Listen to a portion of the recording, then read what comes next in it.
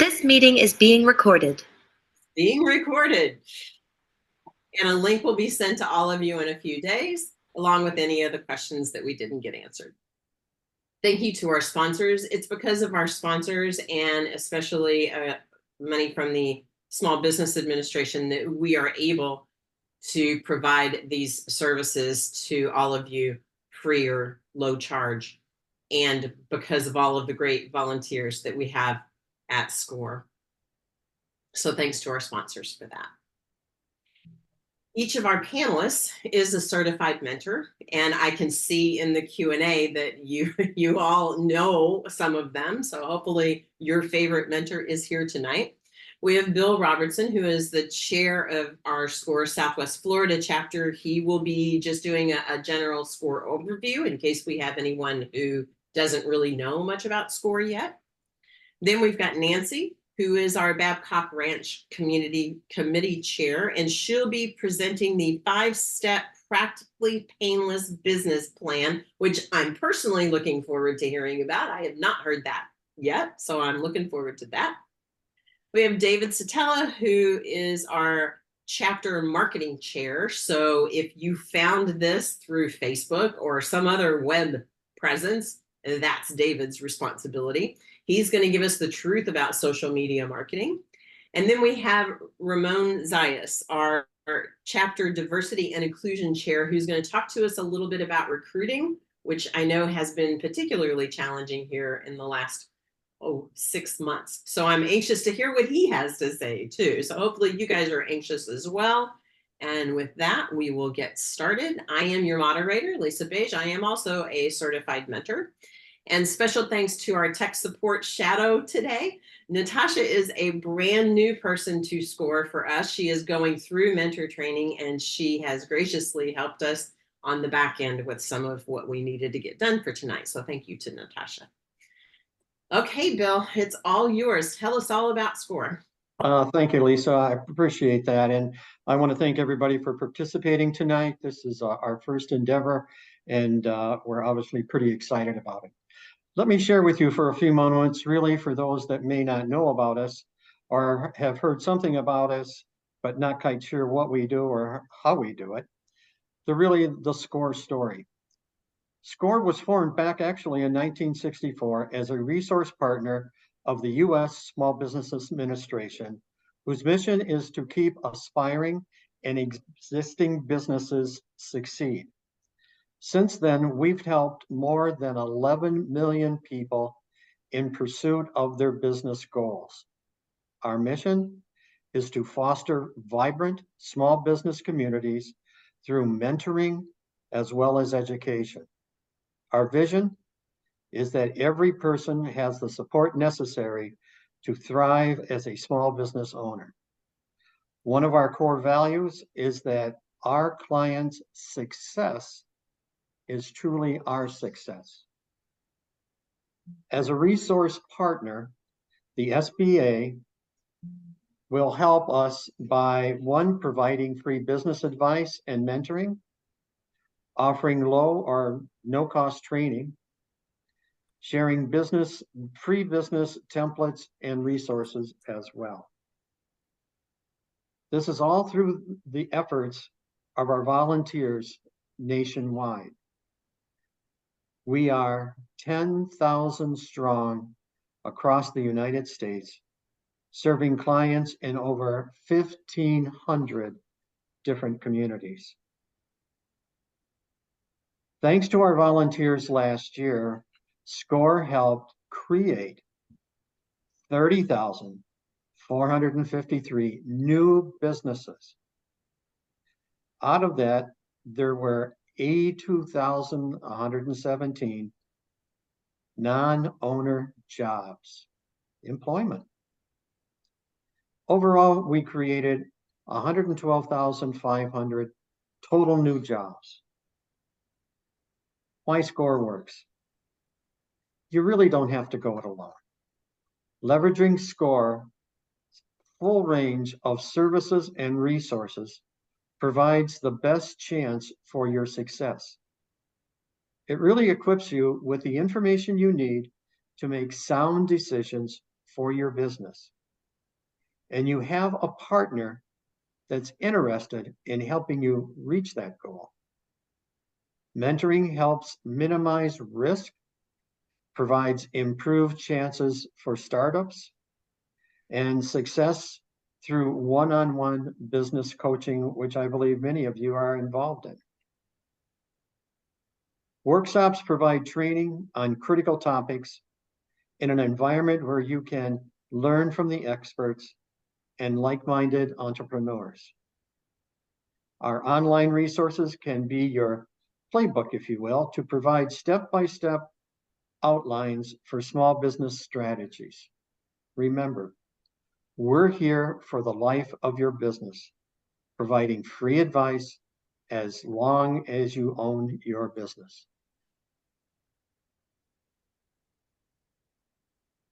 Thank you, Bill. Well said.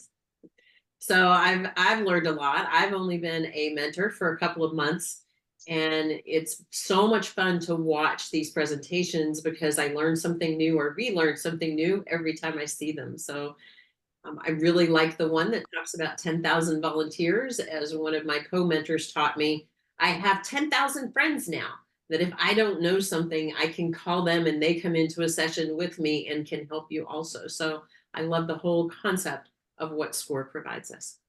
All right, Nancy, it's time to teach me what's a 5-step painless business plan. Thanks.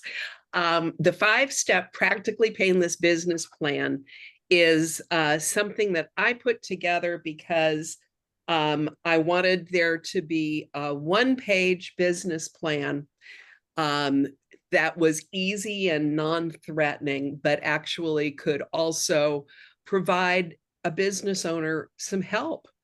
You know, there are so many different kinds of business plans out there, and that's one of the first things everybody asks you is, do you have a business plan? And my way of thinking is that it is not about the plan, it's about planning. And planning is an ongoing practice. It isn't an end result. As you learn more things, sometimes they're hard lessons and sometimes they're easier, but as you learn, you're going to want to adjust and adapt your business plan to include the things you learn. There are plans that you use to try to get loans, and then there are plans that are really intended as operating plans to help you manage and run your business. And the most important thing is, which plans will you actually use and what will you use them for? I can't tell you how many people just starting out say, there's so many different things to do and I don't know where to go first. And so this approach is intended to help you focus on what is most important and to help you stay aligned. And I'm going to share with you in a moment what the 5-step practically painless business plan looks like. Because one of the things that is so important is that there are different facets of planning. The first one that you start with is, what are your aspirations? What is your vision? And that is your what. What is the business? And then you work with your why. Why are you starting a business? What is that mission? And you do that from your customer's standpoint. That is a change that has taken place in the last 15 years or so in business. And so some of us who learned business planning way back when had a kind of a different experience. And but it really is helpful to start from why your customer might be interested in buying your product or service. And then the next level of plan is strategy. I'm sure you've all heard of a strategic plan, and that is the how. Your how are you going to build this plan has to first be in service to, that is, help you achieve what you have defined and why you're building that business. And after that, you take those strategies and you break them down into bite-sized pieces, which is what we all want, is to keep it simple. And those are tactics. And that is how you actually execute and measure your progress. You can do it day to day or week to week or month to month, but the whole idea is you do want to measure and to have each of these different aspects of planning support each other. Lisa, you want to flip over to the worksheet? By the way, each of you will get a copy of this worksheet by email when you get the recording of this. So this is a PDF that you can make copies of and fill in. If you keep it on the computer, you can just fill those boxes in. Now you'll notice that along the left-hand side, there are colored tabs there. And that's how I included the different types, the different components of planning. Aspirational planning, the what and the why, are really longer term. How long? How far out can you see in your mind's eye? And what does success look like to you? You get to define it. And it's really important that you sit down and really give that some thought. Now, your why is also longer term, that these are things that probably won't change dramatically over the next couple of years. But they're very important. And the real trick on your why is answering the question, what do your customers want for or need from your products or services? And the real trick is to try to write it in just 8 words or less.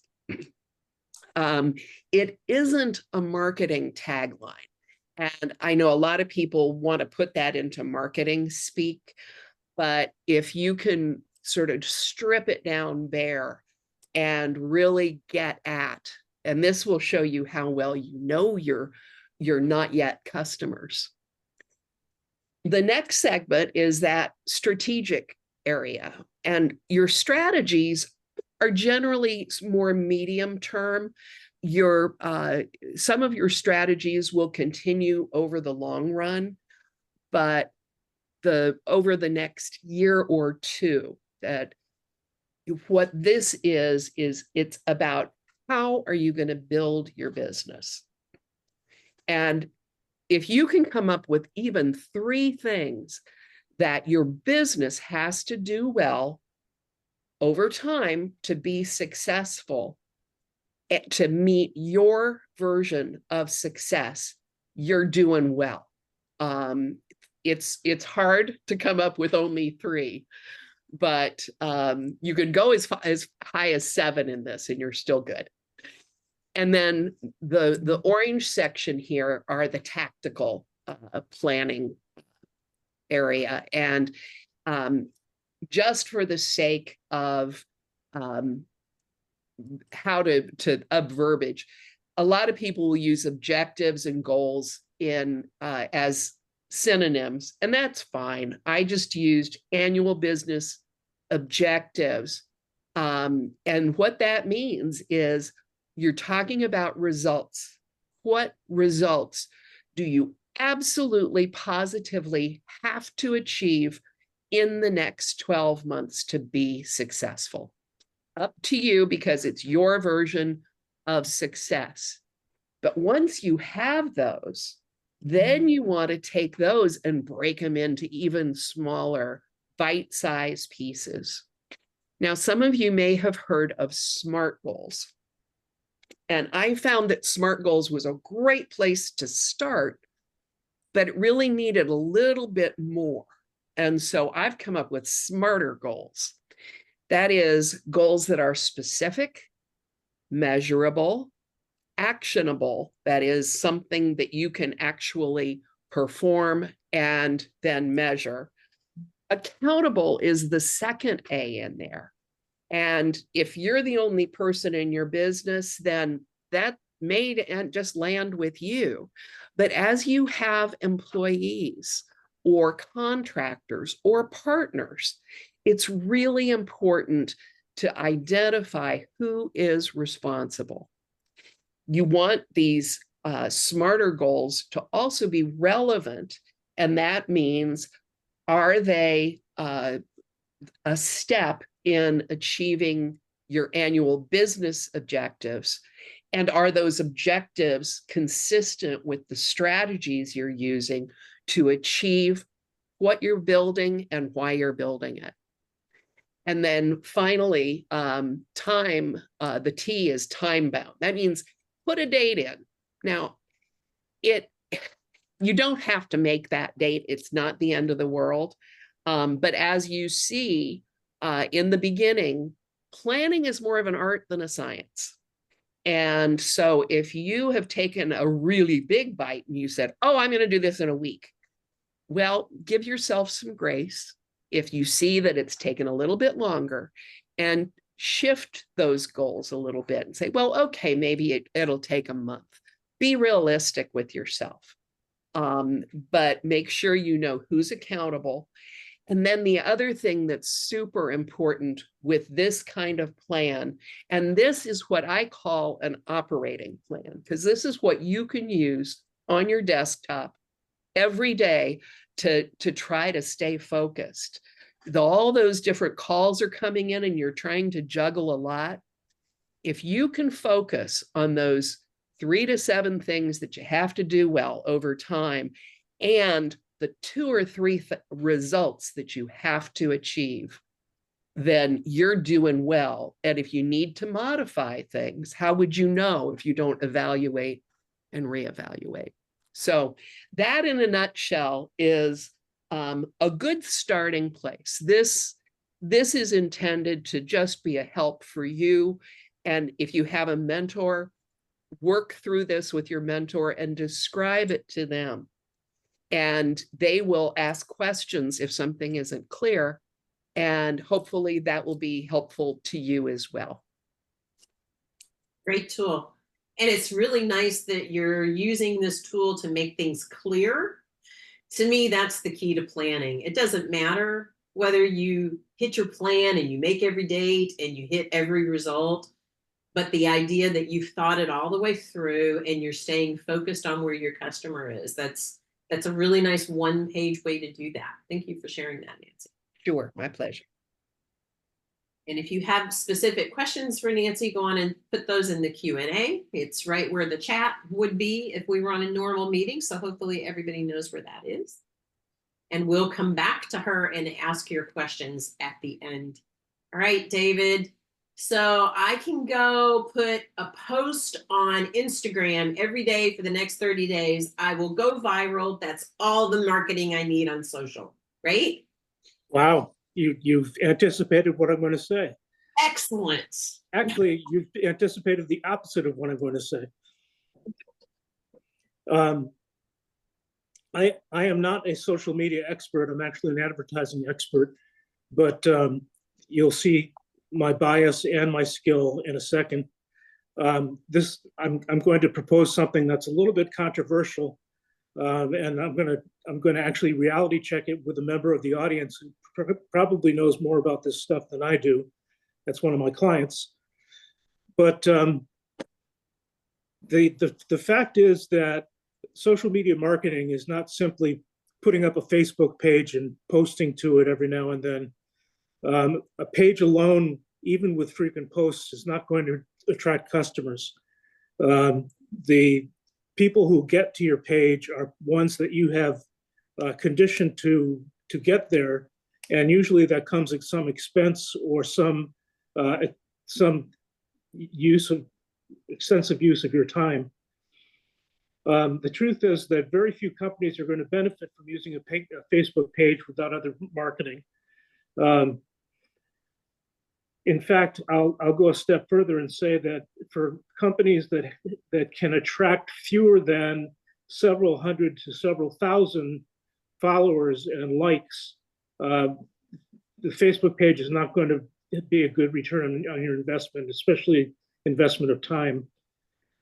In my opinion, in order to really attract customers, paying customers for products and services, it's often necessary to use paid social advertising like boosted posts and carousel ads on Facebook, and not rely exclusively on building a following out for your Facebook page.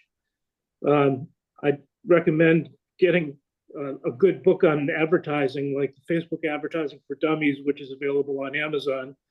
In preparation for this talk, I bought and read half of Facebook Marketing for Dummies, and it just confirmed everything that I'm saying here, that maintaining a Facebook page and attracting followers and posting offers and coupons is very time consuming, and the payback is limited. Now, advertising can be complicated. It's not for the faint of heart, but you can find affordable resources, affordable help from sites like Upwork and Fiverr. Those sites offer the resources of usually offshore people, and they tend to be expertise that it's available for a very low price. So summary is, I hope this is good news for some of you. I've let you off the hook. You don't have to worry about your Facebook page, but do learn about advertising. And Facebook, you think, is still helpful, but it's going to have to be paid advertising at some point. That's right. I love Facebook, but not unless there is advertising involved. Interesting. Yep. Okay. I'm going to ask you a question I haven't prepared you for. So That's all right. Go ahead. that's okay. So I hear people say this is really time consuming. You should still do it. And you can hire people offshore, or you can get a virtual assistant. Do we need to worry about, I mean, that's my Facebook page and it's my password and my ID, and I'm told not to share that. Do you know how that works with a virtual assistant or somebody offshore? If you want someone offshore to create content for your Facebook page, you're either going to have them ship it to you as a Word document or a text document, or you're going to have to give them the keys to your Facebook page, which personally I think it's worth doing, especially with services like Upwork and Fiverr. They do a pretty good job of policing their clientele. So I regularly see advertisers giving all the information for logging into advertising accounts to resources that come out from Upwork and Fiverr. And I haven't ever seen a problem occur. And you're right, they do police their clients pretty well. So Right, they would be in big trouble if somebody ran off with some of the content or some of the right, pages. right. Nancy, did you have something to add on that one? Yeah, I just wanted to say that in Facebook pages, as the owner, you're the admin for that page, and it's possible to invite someone in to have different roles, and so they will not have access, for example, to the back end, the business end, where you're putting your credit card in to pay for the advertising. So you can limit those, but what you're going to want to do is get to know the Facebook Business Manager application, because it's a whole new level. Yep. but there are some fabulous, fabulous features in it where you can really target your customers in ways that you won't even believe. Interesting. So make sure I'm hiring somebody reputable. Think about how I can limit their access to just what I need them to have. And Right. I love the backup symbol idea of just send me the content. Posting it is not all that time consuming. It's Right. tracking. So that's a great option. Thank you. Right, sure. Excellent. Okay, we're down to recruiting. So now that I need to go hire somebody, Ramon, to do all of my social media, because apparently that's not as easy as I thought it was going to be. True. Do what I need to do. Okay, well, first of all, I'd like to say just good evening to everyone, and before all else, welcome to this webinar. My name is Ramon Zayas, and I've been given the honor of being chair of SCORE's DIA initiative in Southwest Florida. And today I want to talk about something fundamental to the success of our SCORE, which is diversity, equity, inclusion, or DIA for short. Now, SCORE, as a champion for America's small business owners, has taken a vital step forward with its DIA initiative, and I'm here to tell you why that matters. Diversity matters, and it matters for a few reasons. Imagine, if you would, a room full of whiteboards. Now imagine each whiteboard represents a unique perspective, shaped by background, experience, and identity. Diversity brings more whiteboards to the table. It means a wider range of ideas, approaches, and solutions. Now, studies have shown that diverse teams are more innovative and achieve better results. And in today's competitive landscape, that kind of edge is invaluable for small businesses. Now, beyond diversity, you have equity and inclusion, but diversity alone is just not enough. We need equity. But what does that mean? It means ensuring that everyone has a fair shot at being heard, valued, and given the resources to succeed. And that's where inclusion comes in. It's about fostering a culture where everyone feels welcome, respected, and empowered to contribute their best. And SCORE's role? Well, it's about leveling the playing field. Historically, minority-owned businesses and those led by women have faced steeper challenges. SCORE's DIA initiative steps up to address that.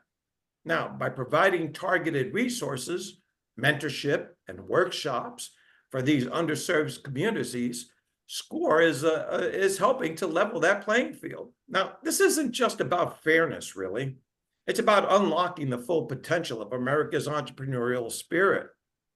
And when we combine the power of who we are as a group, think about the challenges a new immigrant entrepreneur might face, or the unique perspectives a veteran can bring to a business. By embracing DEI, SCORE is opening doors for these individuals and countless others. It's about building a stronger, more vibrant, small business community where everyone has the chance to thrive.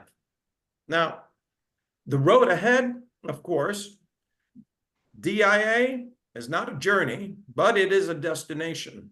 Or rather, it is a journey and not a destination, sorry. But SCORE's commitment to this initiative is a powerful statement.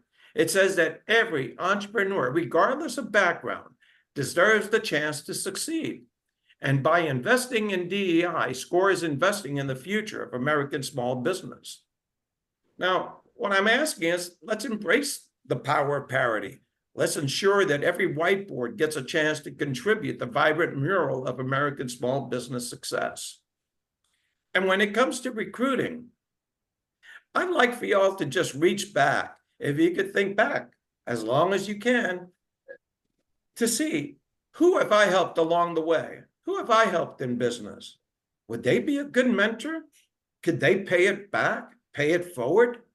And I would ask you to look back at your history, see if you have helped along the way, and have them come in to SCORE. And that's my 2 bits. Thank you. And not just volunteers, right, Ramon? I mean, I think it's really important for us too, even mentees, if you're being mentored now, you are in a community of other entrepreneurs who needs somebody who understands this whole issue, bring them in. Ramona is happy to talk to them. And we are working to build diverse resources that can help you too. So by all means, whether you have people who need mentoring or are possibly at a point where they're ready to volunteer and be a mentor, we would love to have anyone, especially as the diversity push keeps coming. So I love the whiteboard analogy. Very good, Ron.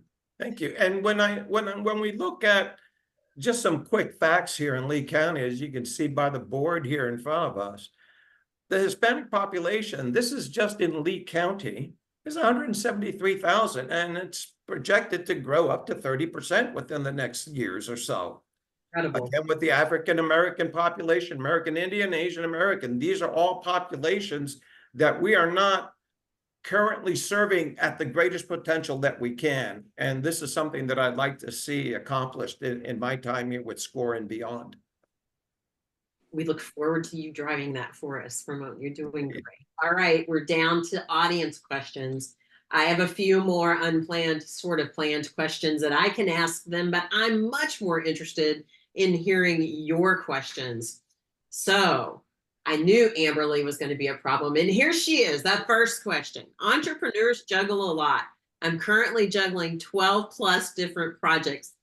That's crazy, 12 plus different projects. How do you manage your time the best with multiple projects all at once? I'm going to throw that out to the group because I need to just go rest for a minute after just reading 12 different projects. So who's got some help for her? There's a great book called Time Management for Dummies. You're into the for dummies sessions today. I was going to say, do you have stock in that publishing company, David? They are the publisher of my first book, so I'm happy to plug There them. you go. Maybe I can chime in and help kind of answer that to a certain extent. I had a great opportunity to own 5 different companies all at one time, besides being in a corporate life. I think how I was able to separate that was really in 2 folds. Number one, I thought of each of the companies because of their differentiations, because of their uniqueness. I really looked at them as different personalities. And by doing so, each of them had different needs, different wants, different advertising, different everything. But by doing that, it helped me kind of separate what they needed, when they needed it, how they needed it. And I think Nancy's analogy of the painless business plan outline would be one of those tools that I would have used now back in the day when the companies go back to the 80s, 90s. I ran them for 35 years. So having a business plan for each of them or an outline of objectives and initiatives and what we were trying to accomplish is how I kept my sanity. Because with those companies, I also needed support. I couldn't do that all by myself. So how did I communicate the message to my staff, to those that I had in charge as managers? How did we measure our success? How did we know that we were on the right road? How did we know that this was the right thing to invest our money in on the next venture that we wanted to do? It was the greatest opportunity I had to be able to separate those out and make that work and make them successful. It also helps you if you have staff, if you have employees. How are you going to communicate the message? You can't just carry it around in your head. You've got to get it down on paper to make it real. Just some thoughts. The other thing I would add to that, Bill, is, and again, it goes back to figuring out what your priorities are, and getting clear on that. One of the challenges that I see in a lot of entrepreneurs is that we may have like this perfectionistic streak where we want it to be just right. And sometimes you know, good and done are better than perfect. Just to meet those deadlines. But I do think that there are ways of using different tools and different resources to find people who might take a piece of our business off our plate. As an example, the first hire that many businesses make is for a bookkeeper, mostly because most of us haven't been trained in bookkeeping. And I'd rather stick needles in my eyes. Whereas a bookkeeper can, work 5 hours for me for a month. And I know it's done well and right because I've checked it, but I didn't have to worry about it. I had it set up, had a process. So it gave me extra time to do the things that only I could do. And yeah, you're going to want to do all of them better and faster and that sort of thing. And you will eventually, but first you got to get them done. I think that's a really good point, Nancy, in regards to how you look at your companies. If you take all those companies and you look at them as one homogeneous group, one bucket only, you really can't tell who's pulling the wagon and who's eating all the oats. Now, there are a lot of new tools out there, some of which I really discovered back in the 90s through my bookkeeper and through my CPA, that helps you create a dashboard to separate your businesses out for however many that you have. Even if it's a single entity, within that business, you have different customer classifications. They have different wants, they have different needs. There's different ways to support them in their marketing of how you're going to go after them so that you're not just shotgunning, but you're also being very laser focused on how you approach that particular piece of business. If you leave it in one bucket, you're never going to know. When you start separating it out, you find out, well, I thought I was really doing well. My companies were really growing. Well, maybe a lot of them are, or maybe a lot of your business startups in regards to the niches that you're in are doing well. But until you do that and really kind of take the dive in the deep weeds, as they say, you don't really know that for sure. You're kind of guessing at it. I think that's a really good point, Nancy, is that, you can handle this on your own up to a certain point, and then it becomes professional time. And having a CPA is one of those people, maybe a CPA, maybe a bookkeeper. The other good friend that you're going to need along the way in business certainly is your attorney, in helping you for all the legal matters that come along. And I put that right alongside my insurance company because I got to have liability insurance. So those are the key team players that you're going to want to have, and making sure that they're aligned with you on how you want to do business and how you think about business. They're your resource to make sure that you do things right and keep everything in the middle of the road where you want to be. Great, thank you, guys. I'll If- add I put a couple things in the If you have one more second and I can show my screen, there's a very elegant tool that is not new. It's called the Eisenhower Matrix, because General Eisenhower, before he was share president, your screen, that. but let's do this kind of visually. Okay, So, 4-box matrix. Tell us what the matrix is. okay, it's 4 squares. And the top line across the top says it's either urgent or not urgent. And along the left side, it says important or not important. And then inside, if something is urgent and important, you do it now. If something is important but not urgent, you schedule it and do it as soon as possible. Now, if it's not important, but it is urgent, that's when you either delegate it or eliminate it. You just say, nope, I'm going to let that plate fall. And finally, if it's not urgent and not important, ignore it. It'll come back if it's important, right? Exactly. So I Exactly. added a couple of names of project management tools. If you're in a position where you have to manage 12 projects, there are tools out there like Monday.com or Asana that will help you with that. But I'm with Nancy. If you're running 12 projects and you're a solopreneur, you are not going to get any of them done. Find the 2 or 3 that are going to move your business forward. Focus on those and then come back and pick the next 2 or 3. Don't overwork yourself to the point you hate your own business. So thank you, Ramon, for answering that question. We will get Harold an answer on how to get in touch with you. Yes, I sent him my email. Question from Esther. I'm restarting a company, but my problem's always been money. I'm a certified woman minority Sam. Congratulations. That is not easy to do. Good for you. Getting disadvantaged certified as well. I'm also a teacher, but I get stuck. Well, it sounds like you have some of the problem we just talked about. You're getting stuck partially because you're trying to do all the things, but I have so much respect for people who are teaching and trying to open businesses at the same time. Great, great question. So I'm going to guess here the problem is, how can I get money for my business? So I'm going to throw that one up to the group too.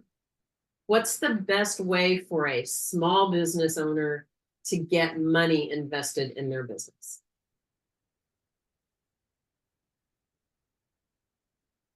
Oh, they're all afraid to answer. Nancy, thank you. There are, well, first of all, you have to demonstrate that you can be successful in business. Maybe you have already been successful in a different line of work, perhaps as an employee somewhere.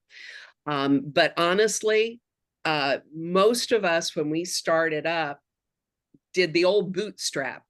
And we may have started out with a side hustle and done as much as we could. The other really important thing is friends and family and the people who know, like, and trust you the most are the ones who are going to want to see you succeed.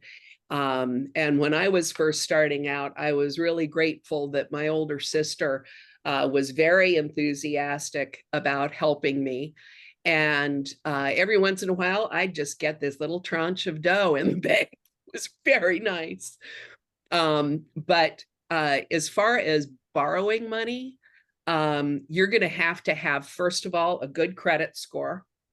And you got to know what your credit score is, because it's your personal credit score that banks and any other lenders are going to look at first. They're going to look at your assets. So if you have a mortgage, then you need to make sure you're paying that religiously on time.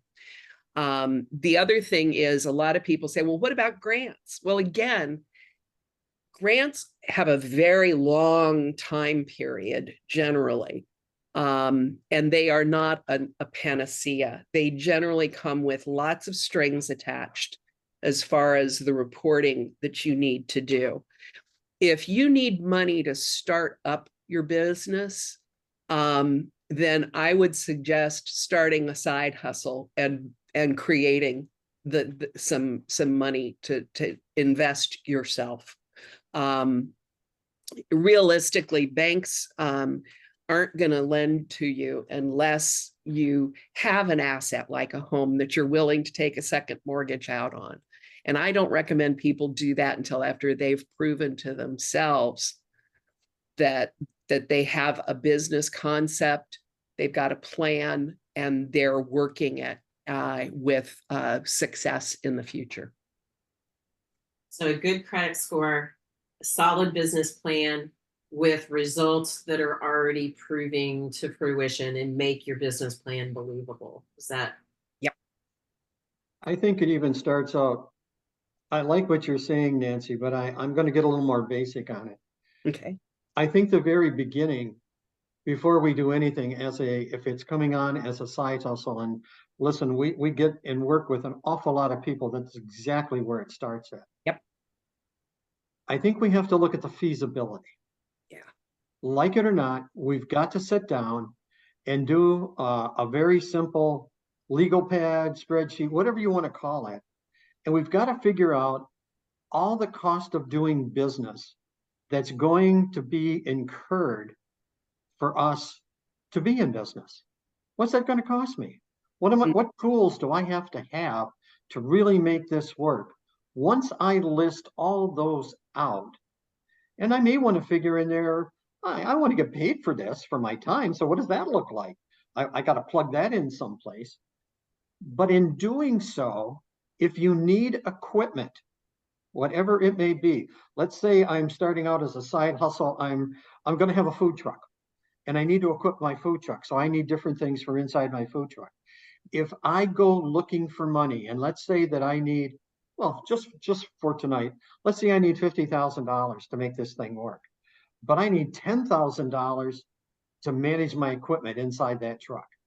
Well, that's exactly the question that any lending institution that you go to, and the go-tos are not only the local banks possibly, but let's not forget credit unions.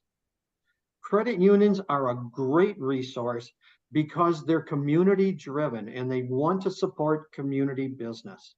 So if I walk in there with a breakdown and says, I want a food truck, and oh, by the way, I need refrigeration in there, I got to get a generator, I got to get my licensing. This is what each of those items are going to cost me. This is how I'm asking to use your money. And oh, by the way, if I get this, I see in my projections, in my feasibility, I'm going to start making money in 90 days. Now, why is that important? They're going to want to get their money back at some point. They're going to want you to pay this back. So now you know, how much can I risk? Am I willing to risk the amount of what I'm being asked? Once I know that, and besides, the other piece that I'm finding with lending institutions now is that obviously they don't know you. Anything that you can do in a couple of paragraphs to go along with your plan and your feasibility about your experience in this industry that you're taking is a huge step forward. It moves you closer to the front of the line because now they know you have the experience. Now they know they're not risking so much, because what are they going to, they're going to judge you on how much risk have I got here? Because they've got to go and justify this to their management saying, okay, they want this money, but you know, look at their background, look at their feasibility study, look how they're expensing this out. This doesn't look like very high risk to me. So we want to give us the best foot forward that we possibly can. It tells us what we need, how much we need. Generally, as a general term, most of these institutions are going to look for you to have nothing less than 20% of the money you're asking for. 20%. They want to see that in your bank account. And Nancy's absolutely right. To get a good conversation today in today's market, and I'm talking today's market, you probably need a credit rating somewhere around 680. 680 or above really helps you. Now, if you've been in business for a while, if this isn't your first venture and you're expanding your business, oh boy, if you've got anything in financials, in your tax filings that you can share, generally 2 years worth, that is a huge leg up, because now they can see how you perform over time. They can see that you're successful. They can see that you're making money. All of a sudden, they have a totally different perspective, a totally different risk management object in front of them to say yes to them. So those are some of the guidelines. I've worked with a lot of different clients. We found it to work fairly successful. I'm going to make one caution here. There's a lot of venture capital out there, especially since we've come through a hurricane and COVID and all that. Just pay attention. Venture capital generally has an ending to it. Sometimes it's the interest rate that's rather high, but they have a projection on how long that company is going to exist before it sells or is taken over by some other company. That's where they make their money. You can go down the path, but just be aware of it. Know what you have to watch for.